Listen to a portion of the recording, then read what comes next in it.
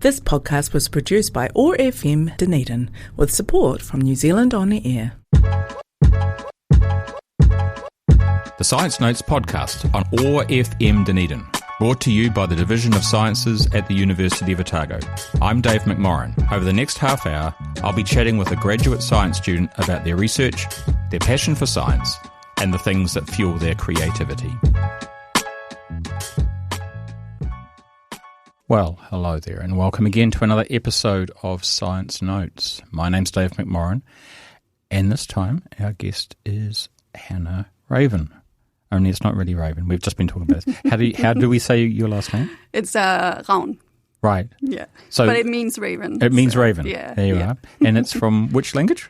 That's that family spans across Scandinavia. So right. Denmark, Norway, Sweden. But you're from Denmark originally. Yeah, Denmark. Spent a lot of time in Norway as well. Okay. Yeah. Apparently there's much more to Hanna's name than I had to worry about. But Hanna, it is. Hanna is doing a master's in marine science at Otago University, and she's going to talk to us a bit about that this time. But before we get into that, how is it that you've ended up doing this? It's a kind of a twirly story, but I'll try to keep it as short as I can. But I was really lucky to kind of start working along biologists from I was just 14 years old. Right. And actually worked as a zookeeper for a long time. Oh, nice. And then started my undergraduate in Denmark. This was all in Denmark? This was in Denmark, yeah. So a lot of wildlife kind of interactions with a lot of different, botany, ecology, all of that. And then started my undergrad when I was in my 20s, thought maybe I should try some academia. Yep. And then came here for when I was doing some postgrad and just kind of fell in love with the nature first and then fell in love with the people. And then decided to stay. So, been here for about 8 years and worked with sea lions just as long. So, you did a degree in zoology? Your undergrad? Bioscience. In bioscience. Yeah, so it kind of spans across all of the fields in one, So not something we strictly do here, but that's all right. A little bit different. And so then you came out here because you were interested in the sea lions or because you were just wanting a change? Yeah, actually the second one, wanting a change, kind of wanting to go somewhere else and learn from abroad as well. And it's the same story. You come here, I think a lot of people have it. You're supposed to just be here for a few months and then you look years down the road and you're still here. So, we've had a few people on the show like that. Not necessarily come for the weather, although it's been very nice this week. It's been really been great. But certainly if you are interested into wildlife, it's a good place to be. Definitely. Because there's lots of stuff around and you don't have to go very far to find lots of other things as well. Yeah, it's beautiful here. So sea lions. Yeah. This is your creature of choice. Why sea lions? And do they have them in Denmark? No, we don't have them in Denmark. We have seals, harbor seals and grey seals, and lucky to have grown up along them. So, but sea lion is definitely way, way different. And the pakake here, what makes it so interesting is that it's one of the few megafauna species that are actually increasing, in at least in the subpopulation that we have around here. So it's in many ways a successful, happy story. And I think after I had worked with quite a few species that didn't have happy stories, that made me kind of fall in love with that. Yeah. Are the sea lions that we find around Dunedin, are they native to New Zealand? Yeah, they are. Yeah, so they've been here for, a long time. A long time. And the ones that are here on the mainland, they've kind of come, the majority of them that's around Otago have come from this one descendant mum that came and gave birth to a pup in the early 90s. Right. And so the ones that we look at on the shore now, a lot of them actually has the whakapapa that kind of goes back to her. So it's some would say the rarest sea lion species in the world, but it's definitely in top 2. And I suppose because New Zealand's renowned for having lots of birds, but very few native mammals. Yes. And then people go, but bats. Yes. But in some ways, the sea lions are another one. Oh, definitely. Yeah. But the marine mammals are often not counted no, when people talk about they're kind of glorified fish or something. Exactly. But the cool thing about the pakake is that the sea lion, is that they are on land as well. I mean, they're part terrestrial. So they're definitely, you could say they're land-based too, as much as sea-based. So. And as we were just saying before, just recently in Dunedin, there's been some that have been taking up residence in people's backyards out in South Dunedin and stuff. And yeah, absolutely. And go 60 kilometres inland. So they're when they want to. Yeah. So what then is your particular tack in your research on the sea lions? Yeah, it's kind of a mix of both what would be seen as conventional science, where we do some prey analysis. Go out and I do something as fancy as collecting poo and vomit, basically, which is a great kind of non-invasive method of looking at their diet. You know, we don't have to pump the stomachs or anything like that. That used to be done in the olden days. And then we're also trying to then really make sure that this research is happening with communities and alongside communities. So the last year we've been collecting these samples and kind of washing and sterilizing them. And then the next step is talking to people about their interactions with sea lions. So surveying the general public around their encounters, their feelings and experiences that they've had with sea lions. And then once that's been done, we're then going to try and combine those two components where there's specific coastal groups like divers, spearfishers, hopefully boaters, kind of people that work and live along the coastline, get them in and then look at the results of the diet and the community survey and talk about what needs to be done in the future to kind of mitigate a little bit of some of the stuff that we're seeing right now that we don't want in the future. Yeah. So let's talk about the diet thing initially and the collecting of the poo and the vomit. I'm reminded of one of the shows we did very, very early on, goodness, probably 13 years ago, where someone was doing exactly the same thing with frogs out in the forest, and she had to go around and put frogs in Ziploc bags and then collect their poo the next morning. A little bit easier for you. In some ways, yeah. and you sent through some photos, some quite impressive amounts of vomit from a seal. Yep. Is this something that they normally do? Oh, absolutely. It's really, really normal. So they're like cats? Yes. And I would say maybe or like my cat, anyway. Yeah. It depends how frequent your cat vomits. I would say with the cats I've had, sea lions definitely vomit more. Right. Yes, and it's really cool what we're seeing and what's been seen in the past research as well. I mean, this is all done alongside people that have been doing this kind of stuff for 40 plus years. So I'm definitely not the expert. They are, and they're trying to train me as best as they can. But what we're seeing in this is that in the vomit, we're seeing some types of prey that we're not seeing in the scat or the poo. Right. So you really need both of those two things to kind of get a more comprehensive look at what they're eating. So the things that are in the vomit but not in the scat are things which the seal's eaten but actually didn't really want to. It's not actually... Oh, no, it's probably more down to the fact that they can't digest it. Right. Okay. So a really good example is octopus. So, right. They eat squid and octopus. Because they're soft-bodied animals, they get easily digested and there's no hard bones that comes out at the end. But what does happen is that they vomit up the beaks. Right. Which are really sharp. So, yep. It could be that the beaks are a threat to going through the digestive tracts. They could, yep. leave scars in the intestine and stuff. So they vomit it up instead. That's sensible. Yeah. And so then you can, you go out with a bucket presumably, and you and a shovel, and you collect up all the vomit, and then you've got some sites around Otago Harbour that you're checking on, yes, and so you've got specific communities of sea lions that you're following. Yeah, and it's actually very much down to the communities in terms of people that will let me know where the sea lions are hauled out at the moment, because it kind of changes throughout the breeding season where they are. So it's a lot of people from Department of Conservation and a lot of communities around that lives like in Brighton and Smales and so on that will have been really good at kind of calling me up or sending me photos saying, I got a poo for you. And then I've been running out to them and grabbing it, yeah. So the sea lions, are they all tagged, or you have a way of identifying them all? Yes, yeah, exactly. All the ones that are born here on the mainland or around Otago are. Quite a few of them from Makiura are tagged as well. But when you go down to the main population in the subantarctic, it's only some of them that have been tagged. Right. So if, we sometimes have some show up here on our beaches that have no tags at all and no sign of having lost a tag. And so they're most likely pretty rural and would have swum hundreds of kilometers to get here.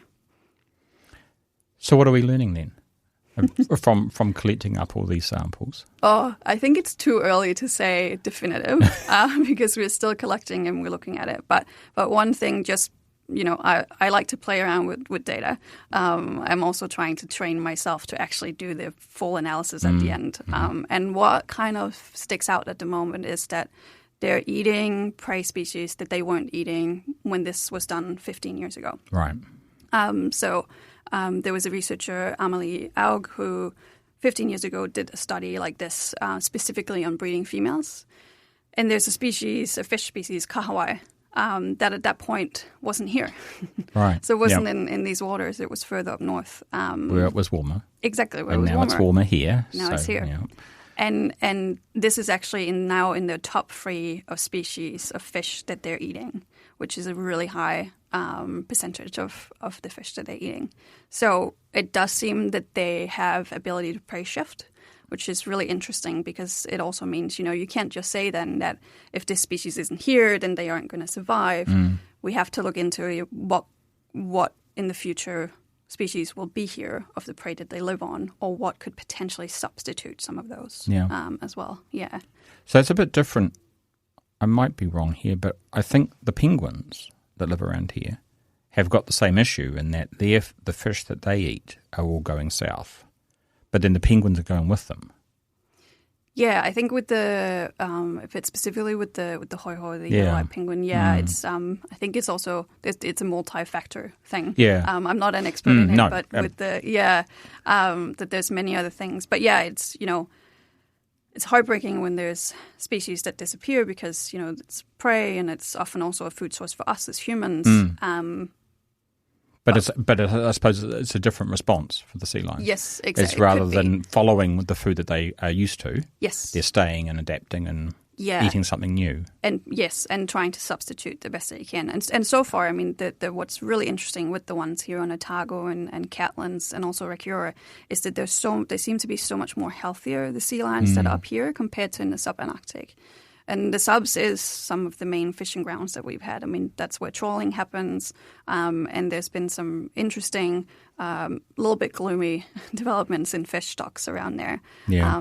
And there's just been a lot of disease that seems to come through and wipe out entire breeding seasons of pups in that place. So yeah, it's kind of for some of us who work in this field, and I've heard this from people that have worked with them since they returned or the breeding returned to the mainland. This is kind of our backup population, and it's not even big enough to be a colony. But at least they're healthy up until this point, so that's really good. So the numbers here, I think you said earlier, the numbers here are increasing. Yes, so they are. Well, I suppose if they started off with one and a pup, then obviously they're increasing. Yeah. So how many are there around the peninsula now? So last year we had 31 pups born in one breeding season, which is awesome. That was the highest that we've had so far. This year we're really hoping, we're waiting for all the mums to kind of return and start doing the little crushing together, which have started. Yeah. There's some crushing sites that's happening right now, and we definitely have more than 20 pups, but we're hoping there is this magical number 35. If we have 35 pups or more in 5 years in a row, then it's declared a colony that's around Dunedin. So, yeah, it would be nice if that could happen because hopefully that will also mean that there will be a bit more put into place in terms of protection of the colony as well. Yes. Yeah.